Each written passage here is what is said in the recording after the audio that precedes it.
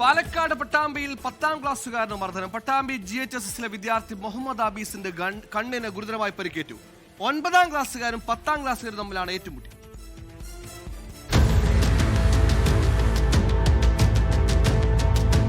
കഴിഞ്ഞ 13-ന് സ്കൂളിൽ വെച്ചാണ് സംഭവം.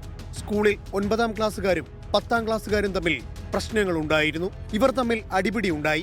രക്ഷിതാക്കളും സഹോദരങ്ങളും ഉൾപ്പെടെയുള്ള സംഘം ഇത് ചോദ്യം ചെയ്യാനെത്തിയിരുന്നു. ഇതിനിടെ ഉണ്ടായ തർക്കത്തിലാണ് കുട്ടിയെ സംഘത്തിലുണ്ടായിരുന്ന ഒരാൾ മർദ്ദിച്ചത്. മർദ്ദനത്തെ തുടർന്ന് കുട്ടിയുടെ കണ്ണിന് ഗുരുതരമായി പരിക്കേറ്റു. പുറത്തുനിന്നുള്ള ഒരു 5-6 പേര് വന്നിട്ട് എല്ലാവരും അടിച്ചിട്ടുള്ള ഒരു വിഷയം നടന്നത്. അതിൽ എൻ്റെ മോൻ അവർ ടീച്ചറിനെ അടിച്ച് ചവിട്ടി താഴ്ത്തിട്ടുണ്ടായിരുന്നു.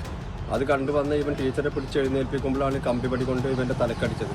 അവൻ്റെ കണ്ണിന് മാരകമായ നല്ല പരിക്കായിരുന്നു അവൻ കണ്ണിനുണ്ടായിരുന്നത്. 10ാം ക്ലാസ്സും 9ാം ക്ലാസ്സും തമ്മിൽ മുന്നേ ചെറിയ കുട്ടികൾ തമ്മിൽ വിദ്യാർത്ഥികൾ തമ്മിൽ ചെറിയ വിഷയങ്ങളൊക്കെ ഉണ്ടായിരുന്നു എന്നാണ് പറഞ്ഞത് സ്കൂളിൽ നിന്ന്.